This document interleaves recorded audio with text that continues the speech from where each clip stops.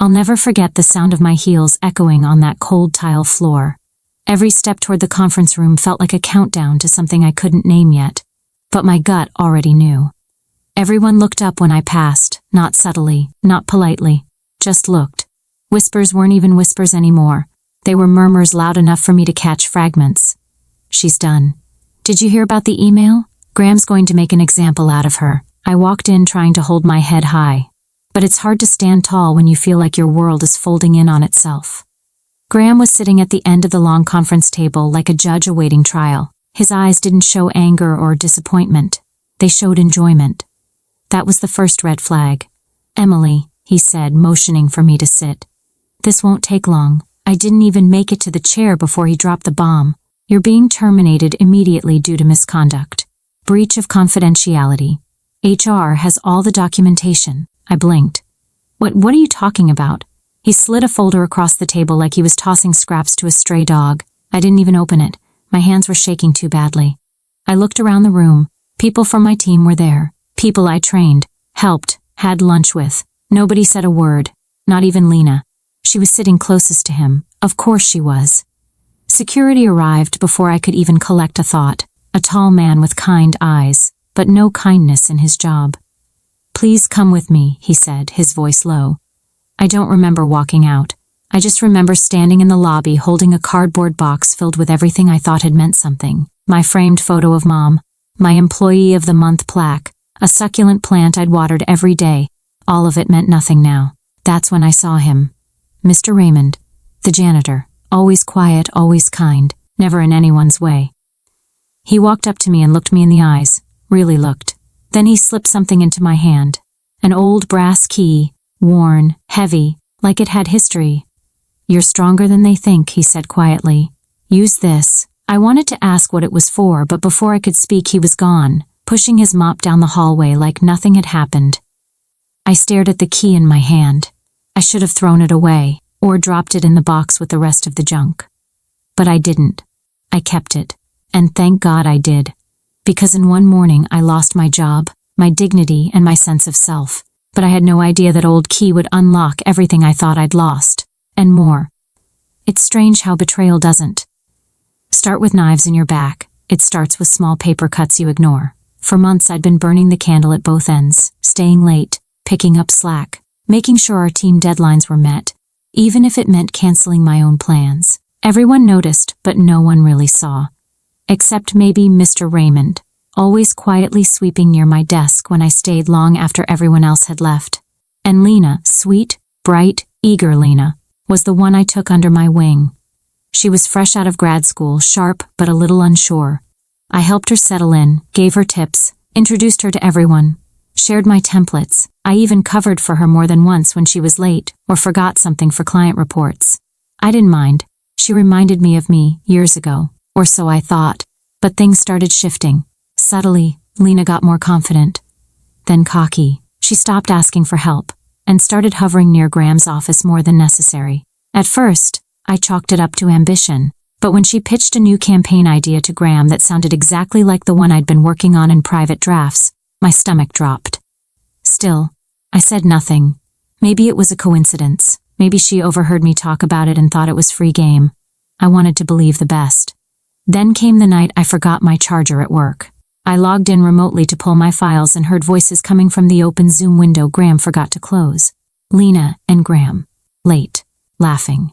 His voice low and overly familiar. Hers flirty and casual. She said something like, "You really think she's not catching on?" And they both laughed. I sat there in the dark, staring at the screen, my hand frozen on the mouse. It hit me then. I wasn't being overlooked. I was being replaced.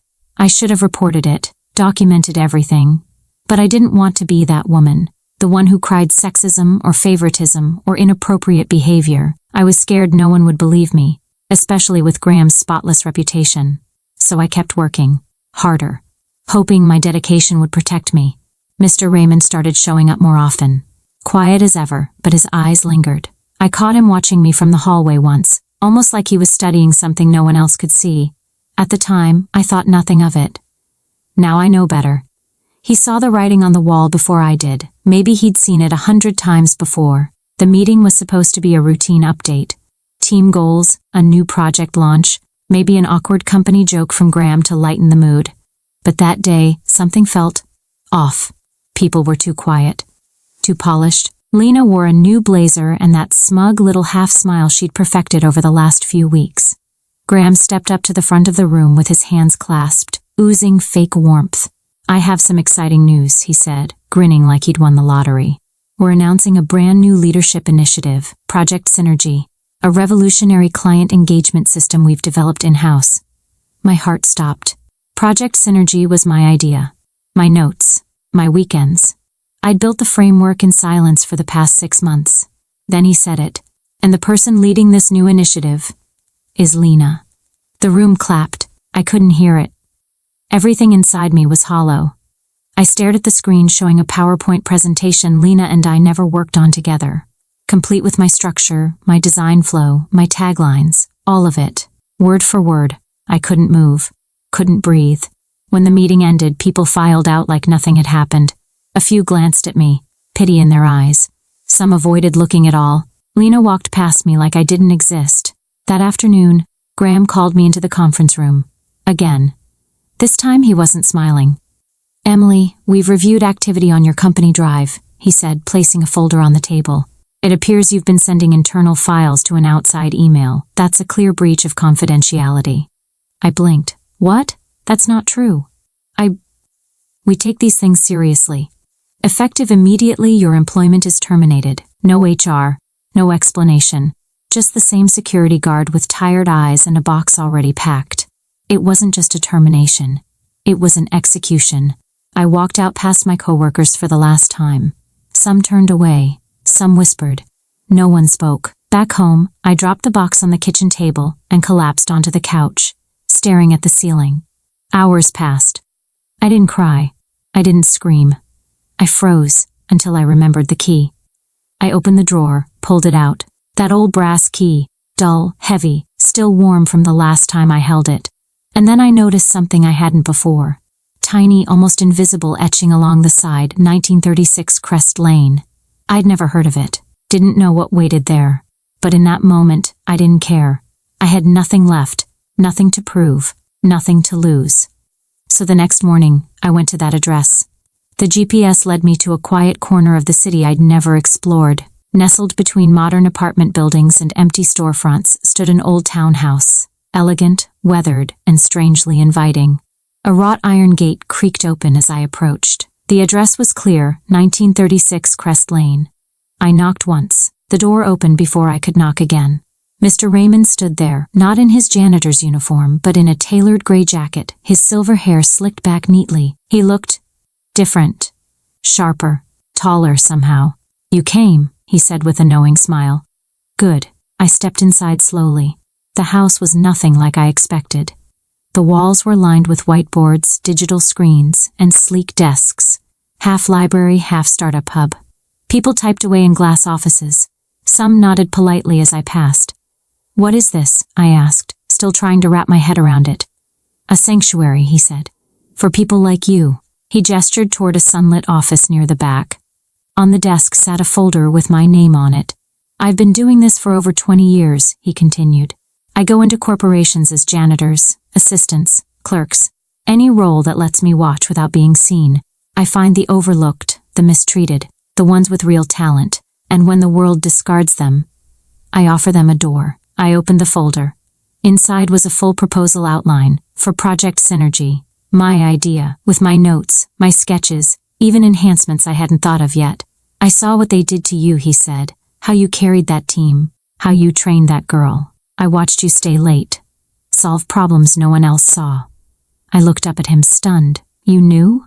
"I saw," he corrected gently. "And now I'm offering you funding, mentorship, a small team. You build it your way." I felt something stir in my chest. Fear, hope, maybe both. "But why me?" I asked. He smiled again, softer this time. "Because you earned it, and because the world needs to see what happens when someone like you stops playing small." I looked down at the key in my hand, then back at the folder. It felt unreal, like a second chance, that I didn't even know I needed. I took a breath, and I said yes. 1 year later, I stood backstage at the Horizon Tech Summit, nerves buzzing just beneath my calm exterior. The room beyond the curtain held the biggest names in the industry, top investors, media, and the ghosts of my past. Because seated in the front row, just a few chairs apart, were Lena and Graham. They were presenting later that afternoon.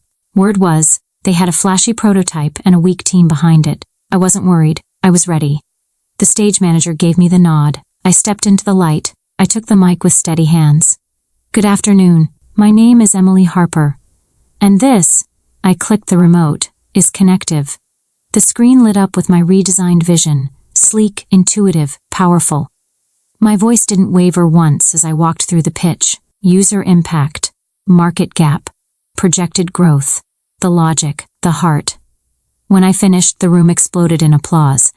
A venture partner from Weston Capital stood up mid-clap. I want in, he said, loud enough for everyone to hear. Full funding. Let's talk terms. I saw Lena freeze in her seat, mouth slightly open. Graham leaned in to whisper something to her, but his fake grin was gone, just like the power he thought he had over me. As I stepped off the stage, Mr. Raymond was waiting near the stairs.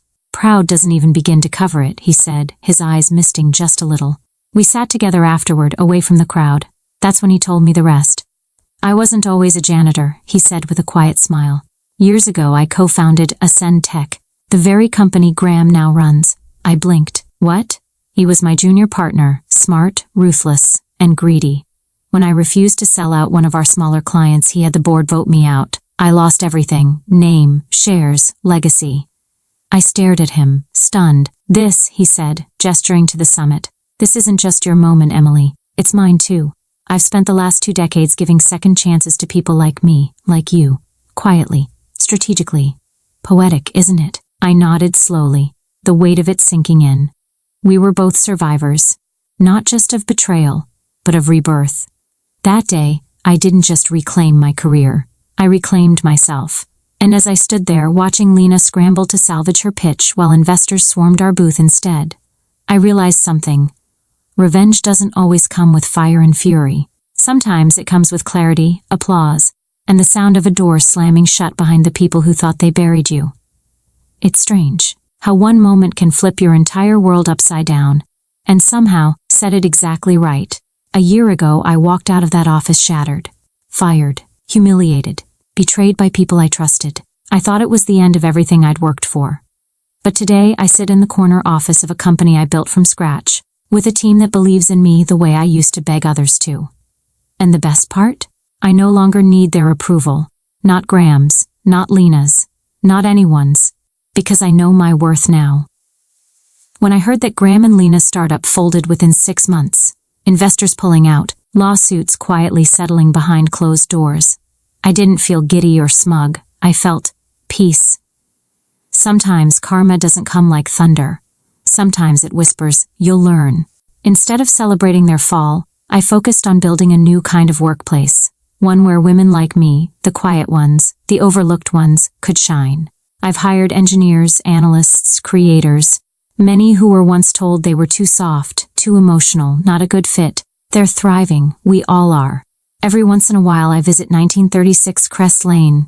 The townhouse still hums with energy, new faces, new ideas. Mr. Raymond is always there, usually by the window with a cup of coffee and that same quiet smile. On my last visit, I brought the brass key with me. I held it out to him. I think this belongs to you, I said. He closed my fingers around it. No, he said, you keep it. You earned it. I carry that key with me now, not because I need it anymore, but because it reminds me that sometimes the smallest gesture can unlock the greatest change. I thought being fired was the worst day of my life, but it was really the day everything began. So if you've ever been made to feel invisible, if you've poured yourself into something, only to watch someone else take credit, if you've ever been underestimated, unappreciated, or betrayed, please remember this. Sometimes, the people you least expect will hand you the key to everything you deserve. And sometimes, the end you feared is just the beginning you needed. Have you ever been underestimated, only to rise stronger than ever? Tell me your story in the comments. I'm listening.